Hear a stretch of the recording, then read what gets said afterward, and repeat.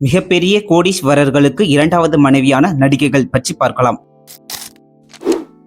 வரலட்சுமி சரத்குமார் மும்பையை சேர்ந்த பிரபல தொழிலதிபர் நிக்கோலாய் சச்தேவாவை கடந்த 2024 கல்யாணம் பண்ணிக்கிட்டாங்க வரலட்சுமி. நிக்கோலாய்க்கு ஏற்கனவே ஒரு மகளும் இருக்காங்க. இவருடைய சொத்து மதிப்பு 85 கோடி வரைக்கும் இருக்கும்னு சொல்றாங்க. ஆனா சினிமா பத்திரிகையாளர்கள் மற்றும் ஊடக வட்டாரத்தோட லேட்டஸ்ட் கணிப்புப்படி இவரோட மொத்த பிசினஸ் நெட்வொர்க் மற்றும் ஃபேமிலி பேக்ரவுண்டை வச்சு பார்த்தா இவரோட சொத்து மதிப்பு 850 கோடி வரைக்கும் இருக்கும்னு அடிச்சு சொல்றாங்க.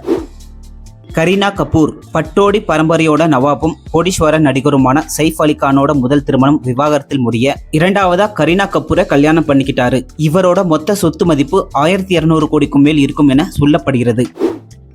ஷில்பா ஷெட்டி ராஜ்குந்த்ரா அவரோட முதல் மனைவி கவிதாவை விவாகரத்து பண்ணிட்டு ஷில்பா ஷெட்டியை இரண்டாவதா கல்யாணம் பண்ணிக்கிட்டாரு. இவருக்கு இரும்பு வியாபாரம், இன்டர்நேஷனல் ட்ரேடிங் மற்றும் ஏகப்பட்ட ஸ்டார்ட் அப் நிறுவனங்கள்ல இன்வெஸ்ட்மெண்ட் இருக்கு. இவரோட சொத்து மதிப்பு தோராயமா 2800 கோடிக்கும் மேல் இருக்கும் என சொல்லப்படுகிறது.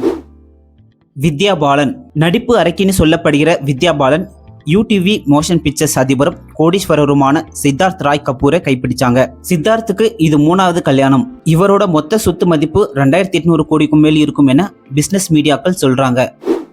அமலா 80 மற்றும் 90களில் தமிழ் சினிமாவோட அக்மார் கனவு கன்னி அமலா தான். இவங்க தெலுங்கு சூப்பர் ஸ்டாரும் பிசினஸ் மேனுமான நாகார்ஜுனாவை 1992 கல்யாணம் பண்ணிக்கிட்டாங்க. நாகார்ஜுனாவுக்கு இது 2வது மேரேஜ். ஹைதராபாத்ல இருக்க ஃபேமஸான அன்னபூர்ணா ஸ்டுடியோஸ், பிரம்மாண்டமான real estate business, TV production போன்ற பல பிசினஸை நாகார்ஜுனா பண்ணிட்டு வராரு. இவரோட சொத்து மதிப்பு 5000 கோடிக்கும் மேல் இருக்கு.